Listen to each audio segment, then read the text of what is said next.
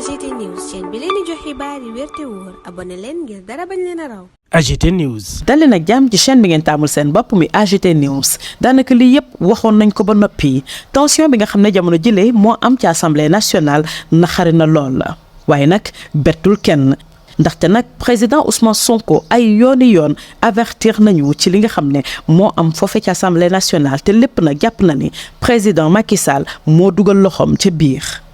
njëkk nañu wax ci mbébétu Macky Sall bi nga xam ne moo yor pouvoir exécutif ak doxalin bi nga xam ne mu ngi koy def ci pouvoir législatif ak judiciaire bu Sénégal waaye nag jamono boobee dañu gumba taxlu gëmuñu ko. waxoon nañ ne kat Macky Sall mile ak ni ñu ko doolelee nii bés dina ñëw mu taxaw di buur di bummi nu mu ko neexee te kenn du ci mën dara ndax loi yi ak institution yi dafa mel ni ku leen bokk fu mu jëm yóbbaale ko fa. soree ñu nag lépp li nga xam ne nag mu ngi ko doon junj fii ci réewum Sénégal bu ñu gisee li am ci assemblée nationale li ñu def yépp lenn dong moo ko wund mooy ne dañu bëgg a indi crise institutionnelle. bu ko defee ñu daal di dàq élection présidentielle yi sukkandiku ci article 52 bu constitution bu Sénégal moo ne de bu ñu tënk woon rek ci principe de séparation des pouvoirs yaakaar naa ni mbir yi dina leer ndax article 88 leeral na yépp tey nag pouvoir judiciaire bi sonn na lool te lépp li ko indi mooy président de la république ak ñi mu àndal lii nag paradoxe bu rëy la.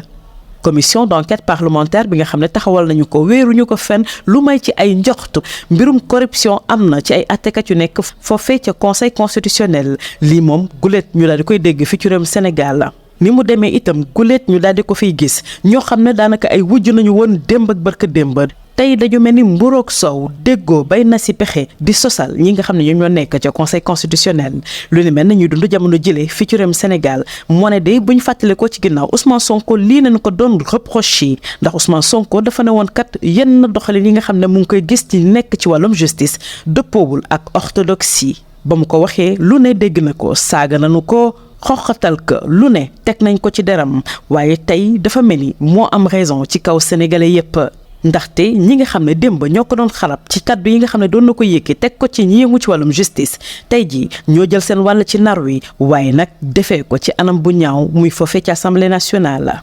laaj nag dina sampu ana séparation des pouvoirs ban jamono nañu nekk ba député war a déglu àttekat bu conseil constitutionnel la.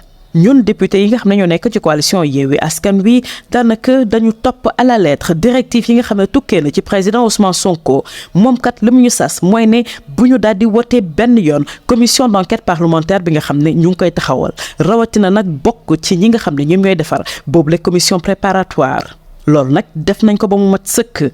sunu taxawaay dafa leer lañ amul sikki sàkk ni ko président Ousmane Sonko bëggee ñu nit ñu gisee ko noonu nañ ko doxalee.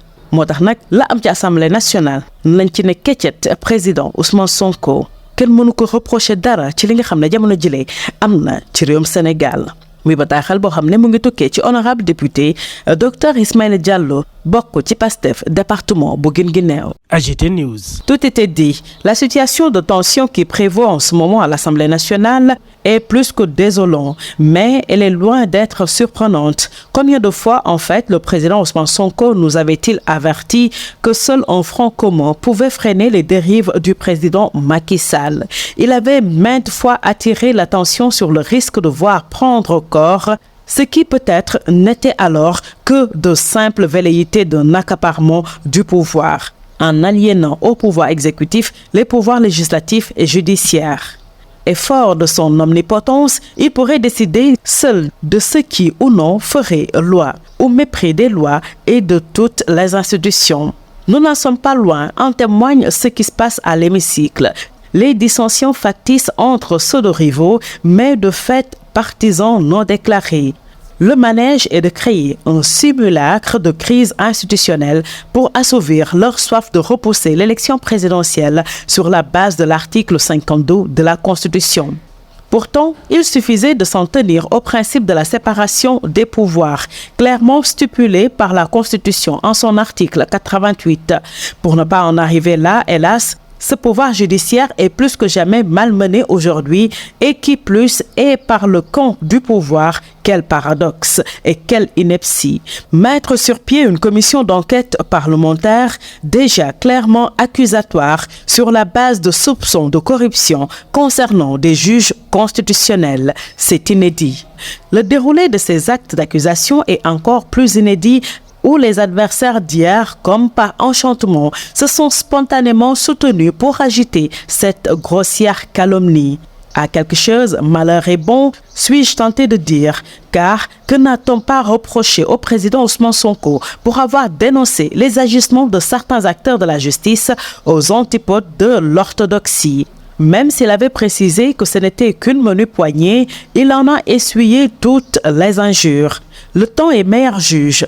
Aujourd'hui, ce sont eux qui l'accusaient de défiance et d'irrespect à l'encontre de l'institution judiciaire qui s'érige en pourfendeur de cette même institution au sein d'une autre institution qu'est l'Assemblée nationale.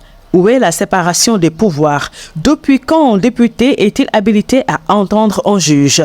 Pour nos députés de Yewwi Askan Wi, nous suivons à la lettre les directives du président Ousmane Sonko. C'est lui qui nous a demandé de ne ni voter pour la commission d'enquête, ni siéger aux commissions préparatoires. Ce que nous avons fait. Il nous a déjà fait part de sa position sur cette question et comme lui, nous respectons le principe de la séparation des pouvoirs ainsi que le calendrier républicain. Donc, il est quitte de tout ce qui se déroule à l'Assemblée nationale. On ne peut lui reprocher de ne pas se prononcer sur une situation dont il nous avait depuis longtemps averti. Honorable député, Dr Ismaïla Diallo, PASTEF, département de Guinguinéo. AGT News.